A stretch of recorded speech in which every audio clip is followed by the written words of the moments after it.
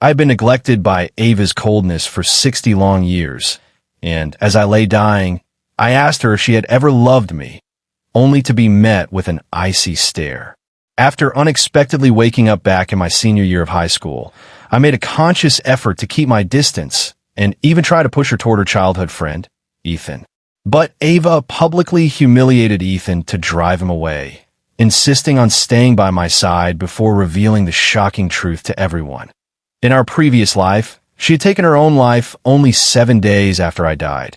Those 60 years of silence were just her clumsy way of loving me, and now she was determined to spend this lifetime making it up to me. I have always lived by a single rule. A forced relationship might not be sweet, but it can still quench your thirst. That was how I justified keeping Ava all to myself for 60 years. On the day I finally faced the end, I lay in that hospital bed hooked up to a ventilator with my eyes fixed on Ava as she sat beside me. Her face was a complete mask, showing absolutely no emotion at all. In that final hour, I was consumed by a bitter, soul-crushing regret. I looked at her and whispered, "We have been married for 60 years. Did you ever love me for even a single second?" A moment later, Ava simply rolled her eyes at me. I was so stunned by her reaction that I found myself completely unable to speak. I closed my eyes in exhaustion and spoke with a voice full of despair, saying, "Ava, I spent my entire life loving you, but in doing so, I wasted your entire life too. If I am ever given another chance at life, I will make sure to cut all ties with you, so we can both grow old in peace without ever having met." When I opened my eyes again, I found myself back in high school. In my previous life, my burning passion had scorched Ava's world, yet I never managed to melt the ice she kept around her heart. This time, I was determined to stay far away from her and never cross paths again. To my absolute surprise, Ava transferred to my school the very next day. She cornered me in the stairwell with her hands on her hips and a smirk on her face. "James, don't even think you can escape me this time," she said with a knowing laugh. I had been sent back to my senior year of high school. As I sat in the classroom looking at my old teachers and classmates, it felt as though I had finally woken up from a long, exhausting nightmare. In my previous life, the Miller family business had taken a massive hit, and the company was on the brink of total collapse. Under heavy pressure from my father, Ava was forced to leave the man she had been seeing for years to marry me instead.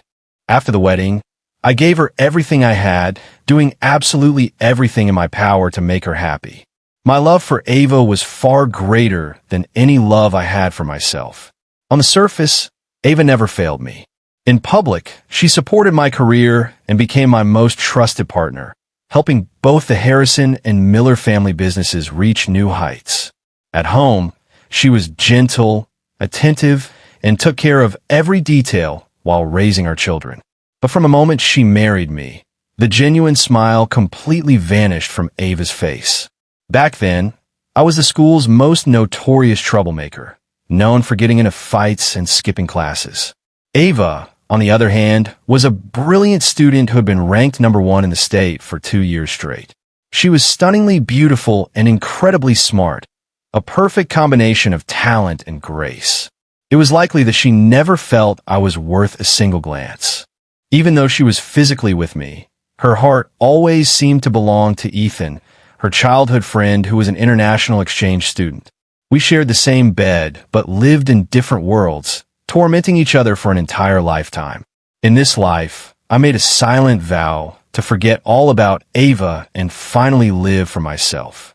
However, before I could even settle into that thought, I received a phone call from my parents. They told me they had arranged a blind date for me at the Seattle Public Library. Apparently, the girl was a straight-A student and the most popular girl at a nearby elite high school, and they urged me not to waste the opportunity. I didn't even need to hear her name to know it was Ava. In my previous life, Ava had been the undisputed queen of that top-tier high school. To win her over, I had transferred to her school and pursued her relentlessly, eventually using the influence of the Harrison and Miller families to practically force her into marriage. Since I hadn't gone looking for her this time, I couldn't understand why she was the one seeking me out. Despite my confusion, I made a firm decision to reject the meeting my parents had set up. My mother immediately started shouting at me through the phone, demanding to know what was wrong with me. She kept yelling about how beautiful, kind, and brilliant the girl was, asking how I could possibly think I was too good for her. She actually came to our house today and specifically asked to meet you. If you don't show up, I'm going to disown you right now. I've already decided that Ava is going to be my daughter-in-law. If you want to stop calling me Mom, that is entirely your choice. The line went dead after a loud click, leaving me standing there in the wind for a long time. In my past life, Ava had always been the perfect, dutiful daughter-in-law who got along famously with my parents. Under the heavy pressure from my family, I finally gave in and agreed to meet her. Right before I left the house, my mother shoved a Cartier diamond ring into my hand. She kept nagging me to be charming and attentive as she pushed me out the door. The moment I was outside, I let out a bitter, cold laugh. I opened that fancy gift box right then and there, removed the expensive diamond, and replaced it with a cheap plastic toy ring I found for 50 cents in a nearby stall. I figured this would give Ava one more reason to despise me. I went out of my way to look like a total disaster, dyeing my hair bright green and covering my arms in temporary tattoos.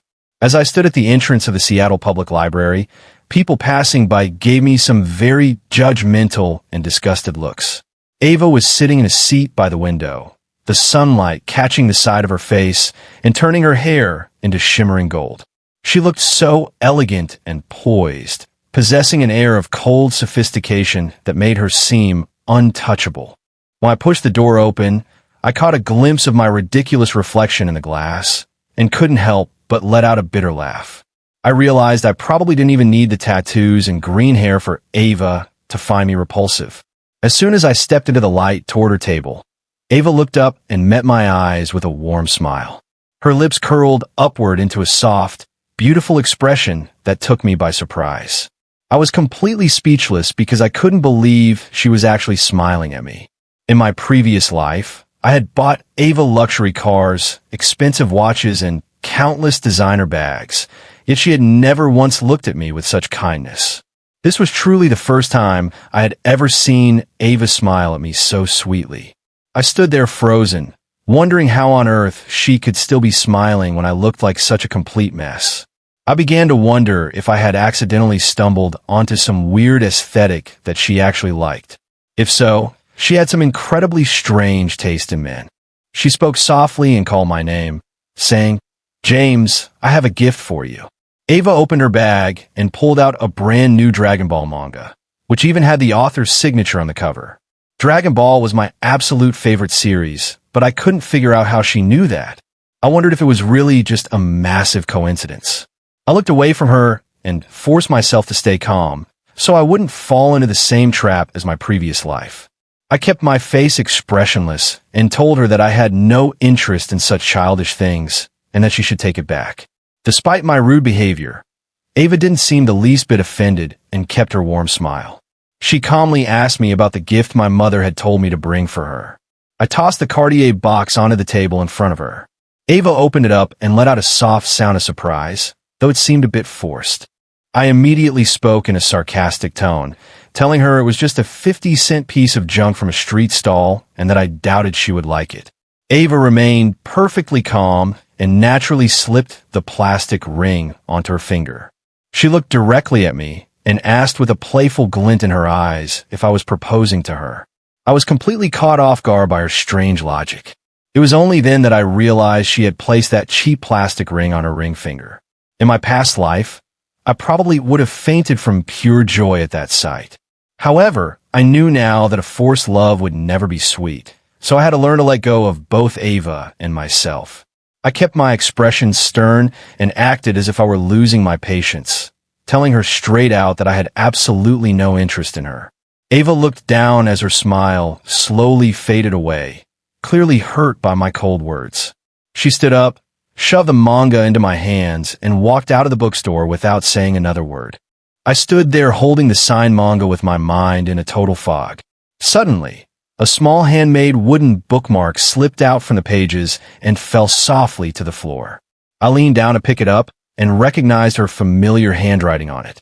Ava had written that even when hair turns gray and years pass by, the heart can remain as pure as the day two people first met, needing only a single look to understand everything. I watched Ava's figure disappear into the distance with a heavy heart. I noticed that she hadn't taken off that cheap ring, even as she walked away from me. It didn't really matter what Ava was thinking anymore. From that moment on, we were even and owed each other nothing, and I planned to never see her again. When I walked into the classroom the next morning, I was completely shocked to see Ava standing at the front of the room. I couldn't fathom why she was there. Standing right next to her was Ethan, her childhood friend who was an international exchange student. They stood side by side at the front of the class, looking like a perfect couple. Our teacher introduced them with a smile, announcing that they were new transfer students who would be finishing their senior year with us. While the rest of the class clapped, Ava and Ethan took turns introducing themselves. Both of them had very impressive backgrounds, but Ethan's was particularly notable. He had studied abroad for 3 years and was a legitimate math genius who had won several international awards before returning home. I was slumped over my desk in the back corner, trying to get some sleep. A guy sitting in front of me poked my arm and whispered that the new girl was exactly my type because she was so beautiful. I gave him an annoyed look and told him to shut up. The teacher then told one of the students in the front to move so the new students could sit together and help each other study. I was incredibly irritated because Ava had been my wife in my previous life. Seeing her getting ready to sit and laugh with another man caused a wave of bitter jealousy to wash over me. To everyone's absolute shock, Ava grabbed her bag and walked straight toward the back of the room. She looked at me with that same sweet smile and asked me to make room so she could sit next to me. Ethan stood there looking completely confused and asked her what he was supposed to do if she sat with me. Ava didn't even bother looking back as she told him she didn't care what he did. I completely ignored her and put my head back down on the desk, falling asleep almost instantly. When I finally woke up, I realized someone had covered me with a small blanket. Ava was sitting right there, resting her head on her hand and smiling at me. She asked if I wanted to use the pillow she had brought, but I just grabbed the blanket and shoved it back at her. The guys in the back were all whispering and laughing at us, but Ava didn't seem to mind their teasing at all. When the bell finally rang, Ethan walked over to our desks with a furious expression. He reminded Ava that they had grown up together and asked why she was choosing to sit with back row trash like me. I didn't want to get involved in their argument, but hearing him call me trash made my blood boil instantly. I grabbed Ethan by the collar and told him to say that again if he had the guts. My friends quickly surrounded him, looking like they were ready to start a fight. Ethan didn't look intimidated at all and just mocked us for being lazy students who would end up at the bottom of the social ladder. He dared us to hit him, saying he would go straight to the principal and have us all expelled. With graduation so close, I knew none of us should risk our futures over a stupid fight. I held my friends back and let go of his collar. Ethan became even more arrogant and called us all cowards. A split second later, a loud slap rang through the room and everything went completely silent. Ava had slapped him hard across the face without even blinking. Ethan was frozen in shock, and I was just as stunned as he was. Ethan held his cheek and asked her how she could hit him for someone like me. Ava's smile was completely gone as she coldly told him that while I might be lazy, I had a good character and never insulted people for no reason. She told him that he wasn't nearly as much of an elite as he thought if all he did was call people trash. She added that the people in the back row might very well end up having much better lives than he would. After being slapped and humiliated in front of everyone, Ethan gave me a hateful look and stormed out of the classroom while clutching his face. I was in total disbelief that Ava had actually defended me like that. Once I managed to calm down and think about it, I realized what was likely happening behind the scenes. Looking at the timeline, the Miller family business should have been struggling with debt and looking for a way out right about now. I assumed Ava's father had sent her to negotiate some kind of deal with us. I decided to find a moment to be direct with her and told her that if she was here for a business deal to help her family, I wouldn't stand in her way. However, I made it very clear that she should leave me alone otherwise. After I said my piece, I grabbed my friends and headed out to the field to clear my head. Ava just sat there by herself with her head down, lost in her own thoughts. As soon as we got to the field and I started kicking an empty bottle around, one of my friends started teasing me about how a beautiful girl was clearly into me. He asked if I was really not interested in her at all. I was too annoyed to even respond to him. In my previous life, our relationship had such a negative impact on her that her grades dropped and she never made it into her dream university. That failure had always been a source of pain for her, and I knew that being with me would only hold her back and ruin both our lives in the end. I decided to call my father and tell him to finalize the deal with the Harrisons as quickly as possible so Ava would have no reason to stay near me. My father sounded completely confused on the other end of the line and told me that the Harrison family's financial troubles had already been settled 2 weeks ago without our help. He mentioned that he heard their eldest daughter had handled everything herself. I hung up the phone and stood there in complete shock. Since my father was referring to Ava, I couldn't understand how she had managed to save her family's business all on her own. If her family was already out of trouble, I couldn't figure out why she was still trying to be around me. Just as I was pondering this, I felt a hand on my shoulder. I turned around to find Ethan standing there with a look of pure hatred on his face. He told me in a low voice that Ava belonged to him and warned me to stay away from her. I told him he was being ridiculous because I hadn't made any effort to be near her at all. In fact, she was the one who had been constantly approaching me since we met. One of my friends shoved Ethan back and asked if he was looking for a fight. I didn't want to waste my time on him, so I just told my friend to head back inside. As we walked away, Ethan kept shouting at me to stay away from her. A little later, some people from outside the school showed up on the field and began arranging a massive heart made of candles. Ethan stood right in the center of the candle heart with a huge bouquet of flowers, screaming Ava's name at the top of his lungs toward the school building. A huge crowd started to gather around him, cheering and shouting along. Ava eventually appeared at the top of the stairs and made her way down into the circle of candles to face Ethan. I watched from the back of the crowd, feeling a sudden pang of jealousy that I couldn't explain. Memories of our marriage in the previous life began to flash through my mind like an old movie. In that moment, I found myself wishing that I had heard her say those 3 simple words, "I love you," before I had died in my past life. If she had said it back then, I would have rushed into that circle right now and taken her away from Ethan without a second thought. But instead, I just stood there and watched her stand with someone else. Suddenly, a loud gasp went through the crowd on the other side of the field. To everyone's surprise, Ava took the flowers Ethan was holding and threw them directly onto the ground. She then proceeded to kick the candles over, destroying the heart-shaped arrangement in a matter of seconds. She gathered up her white dress and started running toward me as fast as she could. Ava tilted her head and gave me a playful smile, asking if it bothered me to see her receiving flowers from another man. I was completely speechless. I started to wonder if she had only engaged with Ethan to make me jealous and force me to say something. She looked so pure and beautiful in her white dress that it was almost more than I could handle. My heart started racing and my mind went blank, so I instinctively turned around and started to walk away. Ava caught up quickly and grabbed my sleeve, asking if I had read the note on the bookmark she gave me. I couldn't bring myself to look at her, so I just picked up my pace and told her I had no idea what she was talking about. She immediately told me that I was lying and that I knew exactly what it meant. We reached the stairwell when Ava suddenly stepped in front of me to block my path. She grabbed my wrists and pinned me against the wall with an angry look on her face. She let out a cold laugh and told me that I shouldn't think I could change everything just because I was reborn. She said that since I had claimed her in our previous life, she was going to claim me for this life and the next one too. "I'm going to stick to you, and I'm going to be your woman forever, James," she declared.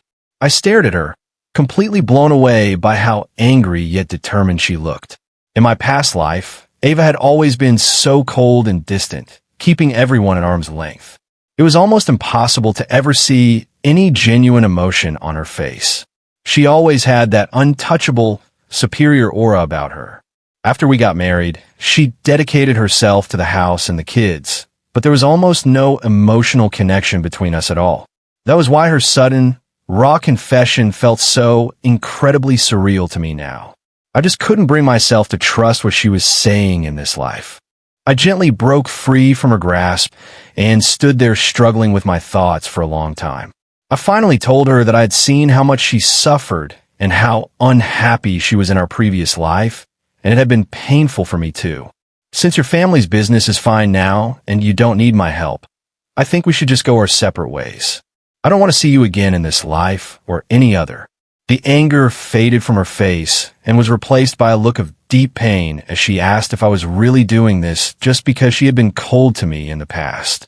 In our last life, you never even raised your voice at me, but now you're constantly yelling, being mean, and avoiding me, she said as her voice began to crack and tears started streaming down her face.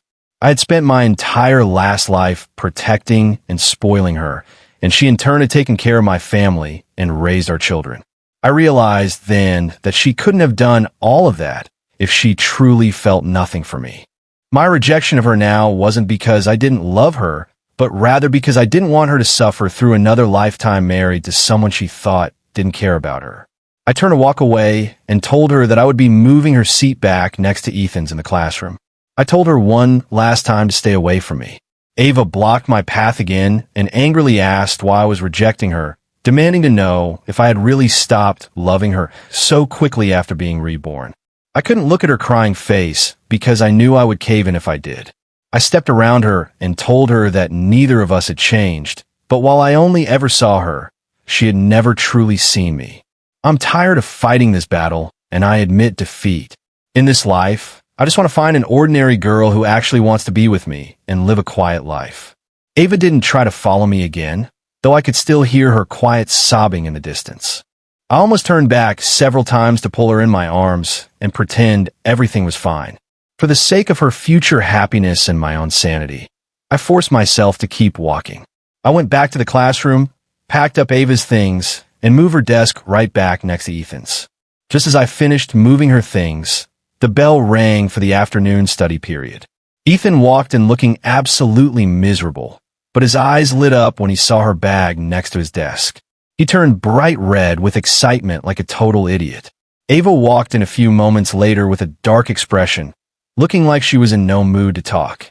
She instinctively started heading toward my desk, but Ethan quickly jumped in front of her to stop her.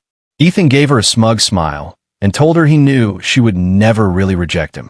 He claimed she had only run away earlier because she was shy. He asked her if she had moved back next to him because she regretted her earlier actions. Ava just gave him a lethal glare and asked who had moved her things. The entire class started whispering as everyone tried to figure out who had touched Ava's stuff. In all the years I had known her, I had never seen her this furious.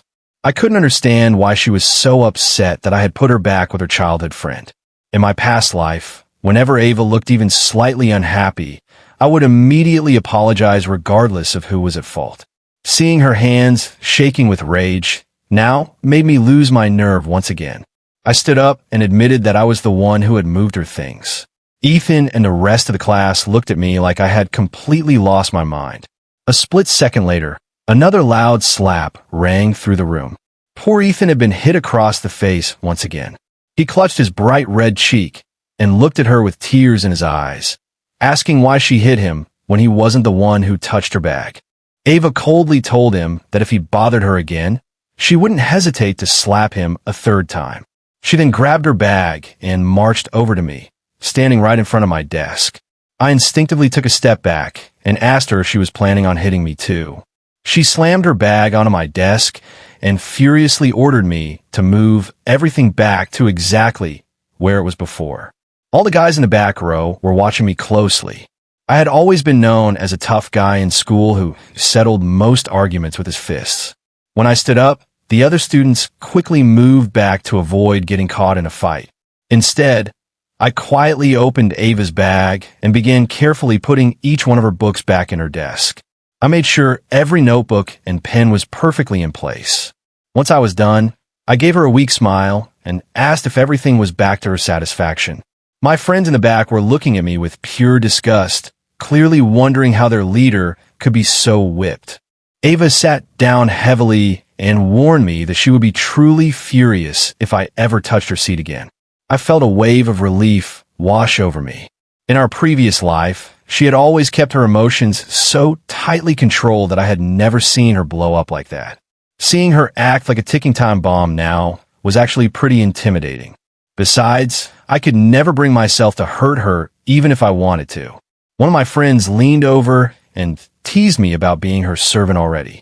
I raised my fist and told him that while I would never hit her, I had no problem hitting him. In the middle of our study period, our teacher burst into the room. She was an old woman in her 60s with a very stern face, and she slammed her hand on the podium, demanding to know who was making confessions on the field earlier. Ava and Ethan both stood up immediately. When the teacher saw who it was, her expression softened, and she even managed a small smile, telling them that while they were top students, they shouldn't let dating distract them from the upcoming exams. Ava immediately corrected her, stating that she wasn't dating Ethan at all. She told the teacher that he was pestering her even though he knew she was in love with someone else. The teacher was taken aback and asked who she actually liked. Without a second of hesitation, Ava pointed her finger directly at me. The teacher's face instantly turned sour as she mentioned that I was a known troublemaker who never took anything seriously. She asked Ava how she could possibly be interested in someone like me. Ava didn't back down and told the teacher that grades weren't everything. She argued that a person's character was far more important than their test scores, which prompted a round of quiet cheers from the back of the room. The teacher looked like she was about to explode with rage. She pointed toward the door and ordered both of us to go to her office immediately. I was annoyed at being dragged into this, so I followed Ava toward the office. On the way, I asked her if she was implying that Ethan actually had some kind of character issue. Ava nodded and said yes. The moment Ethan's name came up, a look of pure disgust appeared on her face. I've known Ethan for a long time, and he has never been a decent person. When he was studying abroad, he actually got a girl pregnant and then abandoned her. When the girl finally managed to fly out to see him, he refused to even acknowledge her. She was so broke and desperate that she ended up in a hospital, nearly losing her mind. I was the one who ended up helping her get back home, she explained. I finally realized that all those times she was at the hospital in our past life, it was because of his mistakes and not because she was taking care of him. Ava just gave me a dry look and asked what else I thought she was doing. I felt a surge of regret because I had always assumed she was there because she was devoted to him. I used to get so jealous thinking that she would drop everything to spend weeks at the hospital for him while I was left with just our staff when I was sick. Thinking about my past misunderstanding felt like a knife to my chest. As the truth came out, Ava looked even more hurt and asked if I really thought she was the kind of woman who would just mess around with anyone. I quickly told her I never said that. Ava sighed and mentioned that while I always blamed her for being quiet, I was just as guilty of never actually talking to her about how I felt. You always just assumed the worst instead of ever asking me for the truth, she said. Just then, the office door swung open with a loud bang. The teacher's face was even angrier than before as she shouted at us for talking instead of reflecting on our behavior. She asked if we had any idea what we had done wrong. Neither of us said anything because we knew that simply being in a relationship wasn't some kind of major crime. I had never seen a student fail to get into a good college just because they were dating someone, nor had I seen anyone get in just because they were single. After she yelled at us for a while and realized we weren't going to apologize, she started shaking with rage. She ordered us to each write a 3,000-word apology and read it in front of the entire school during the morning assembly. She threatened us with a major demerit if we didn't comply, but both of us remained completely unbothered. Given our high grades, we knew we could get into any college we wanted, so a minor disciplinary mark on our record meant nothing as long as we weren't expelled. After school, our driver was waiting for me at the gate. My mother called and told me she had prepared a massive dinner and insisted that I bring Ava home with me. Even though we had cleared up some things, 60 years of distance wasn't going to disappear in a single day. Still, I was willing to give both of her and myself another chance in this life. I asked her if she wanted to come over for dinner with my family that night. Ava didn't give me a straight answer, but instead asked if that was my way of officially inviting her. Before I could say anything, the loud roar of a motorcycle engine approached us. Ethan took off his helmet and immediately started hovering around Ava like an annoying fly. He immediately invited her to a party he was hosting that night. Ava hesitated for a second and then told me to go home without her because she needed to deal with him for a moment. My heart sank when I heard her say that. I began to worry that she still didn't truly love me and was only saying those things to make up for the regrets of our past life. I didn't bother staying any longer and just got in the car to leave by myself. When I got home, the house smelled amazing and the table was covered in food, but my parents were still working away in the kitchen. My mother came out of the kitchen and greeted me with a big smile, which quickly disappeared when she realized Ava wasn't with me. She immediately asked why she hadn't come home with me. I just told her she wasn't coming. When we all sat down to eat, the atmosphere at the table was incredibly tense and uncomfortable. My father started questioning me, saying that Ava was perfect in every way and clearly liked me. He demanded to know if I had done something stupid to upset her again. I was already feeling bitter about her choosing to stay with Ethan instead of coming with me. Being grilled by my parents only made me feel even more frustrated. I told them that Ava didn't actually love me and was still hung up on her childhood friend. I argued that even if we were together, we would never be truly happy. I explained everything that had happened that day to them. They were both stunned by the story, and my mother finally said that Ava didn't seem like that kind of person at all. I was so upset that my hands were shaking as I asked why she wouldn't have gotten in the car if she truly cared. Right at that moment, we heard Ava's voice from the doorway, saying she was sorry for being late. I was completely frozen in place. I couldn't understand how she could be at my house when I thought she was still with Ethan. Ava walked in struggling with several large gift bags that had left red marks on her wrists. My father gave me a quick kick and told me to get up and help her. I reluctantly took the bags from her. During dinner, my parents didn't say much, but it was clear they were supporting me. My mother pointedly asked Ava why she hadn't come home with me after school. Ava remained perfectly calm and explained that she was only late because she didn't want to make me jealous. She mentioned that I could be a bit sensitive and that she had to stay behind to tell Ethan once and for all to stop bothering her. She said she did it because she didn't want me to feel bad. My father kicked me again and told me a real man shouldn't be so petty, ordering me to give her more food and apologize. I stayed in my seat and grumbled as I asked her what she had actually said to Ethan and how it ended. Ava just casually mentioned that she had slapped him again and told him to never talk to her again or she would keep hitting him. I sat there in silence, wondering when my cold and distant wife had become so aggressive. I just swallowed hard and served her some more food as I was told. My parents and Ava talked and laughed throughout the entire dinner. That night, she stayed in our guest room. I couldn't sleep at all that night because I was so confused by how much she had changed. Ethan, the man she once cared about, was now someone she clearly despised. Everything seemed to be going so much better this time around, and I started to wonder if I should actually try to have a real relationship with her. One thought kept bothering me, though, which was the fact that I had spent 60 years trying to win her over in our past life without ever succeeding. In this life, she was the one chasing me and wanting to be around me constantly. I couldn't understand how someone who was cold for 60 years could suddenly change so much. I began to wonder if she had some other motive for staying close to me this time. Those thoughts kept racing through my head, and I just couldn't get any rest.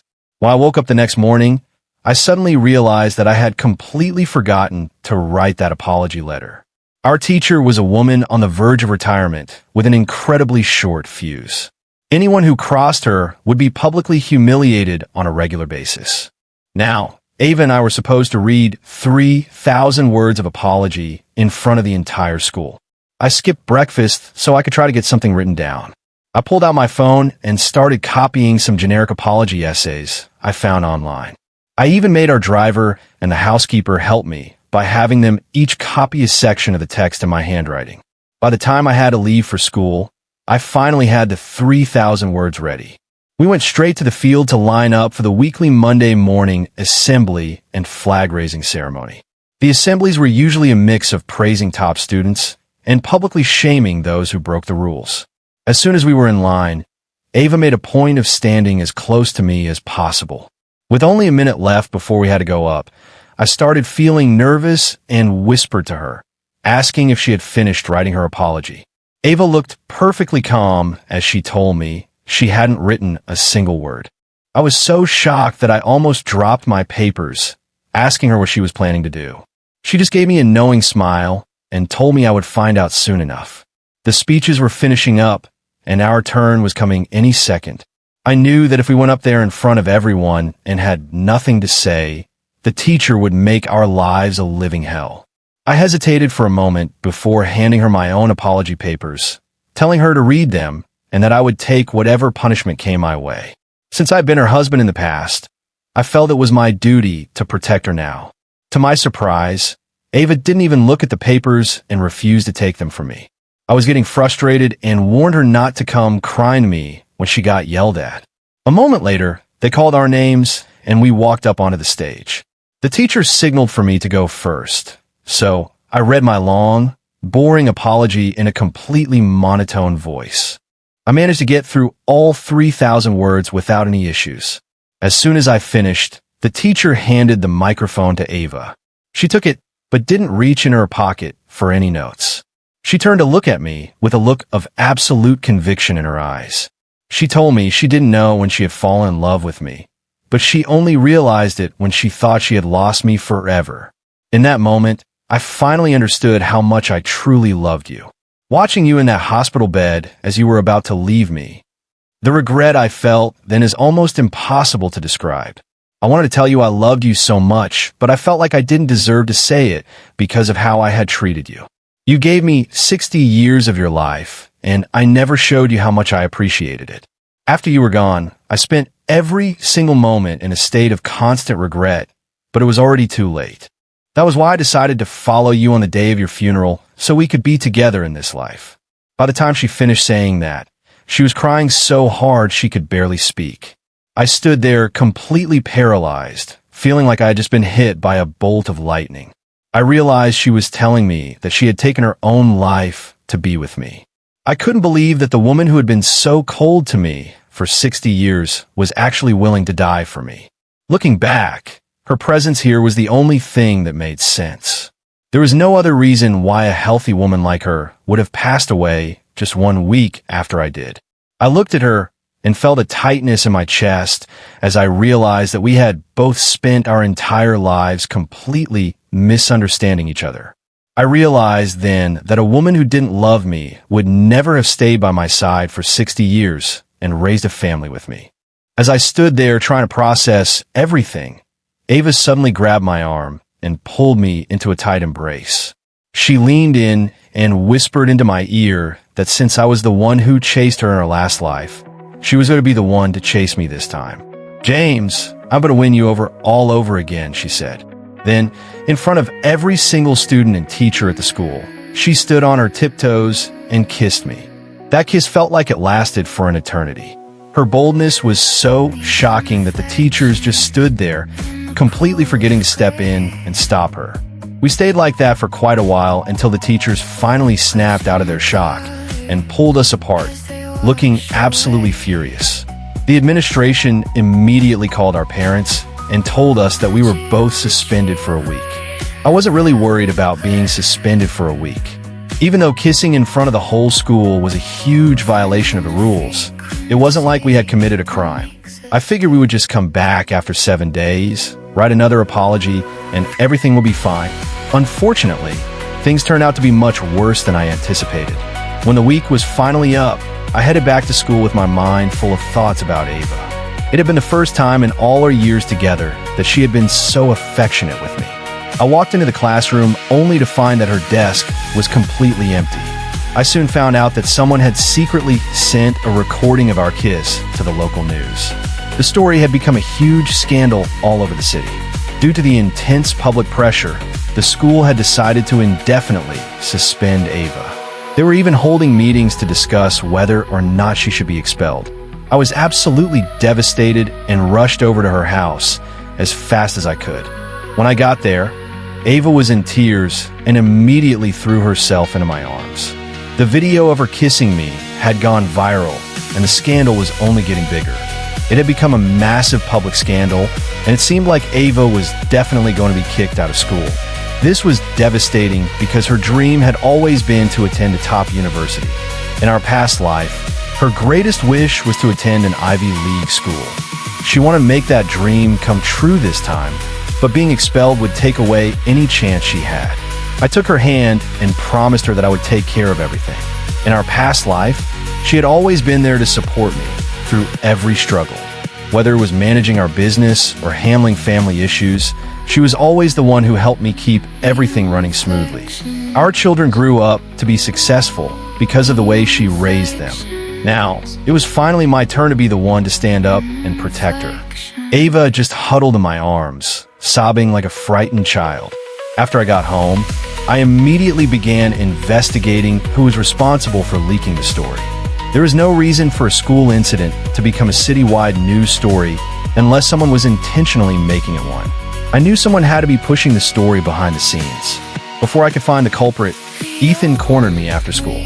He led me to a secluded area in the stairwell with a very smug expression on his face. He told me that if I really cared about Ava, he could give me a way to get her back into school. I knew right away that he was the one who had leaked the video. I bit back my anger and asked what he wanted. He arrogantly told me that I had to go to the media and claim that I was the one who had forced myself on her. His plan was absolutely monstrous. If I did what he asked, I wouldn't just be expelled. I would likely end up with a criminal record that would ruin my entire life. I was so angry that I was ready to punch him right then and there. But he pulled a small camera out of his pocket and dared me to hit him, saying he would take the footage straight to the principal. I had to force myself to walk away from him. Over the next few days, I used every connection the Miller family had to shut down the media frenzy that Ethan had started. Soon, the online discussions began to fade away until people stopped talking about it altogether. At the same time, my father made a massive donation to the school to build a brand new library on campus. With the scandal gone and the new library donation, the school quickly lifted Ava's suspension and allowed her to return. As for Ethan, he ended up facing the same miserable fate he had in our previous life. He eventually got himself expelled from a university overseas after getting into some serious trouble. Graduation soon arrived, and both Ava and I graduated with top honors and were accepted into Stanford University together. All the regrets we had about our education in our previous life were finally resolved in this one. I had spent 60 years thinking she didn't love me, and she had spent 60 years thinking I didn't care. It took until my final moments for us to realize that we had always loved each other, but we were both too afraid to say it. The greatest tragedy wasn't a lack of love, but the fact that we had lived our entire lives as isolated islands despite our feelings. Fortunately, we were given a second chance to make everything right.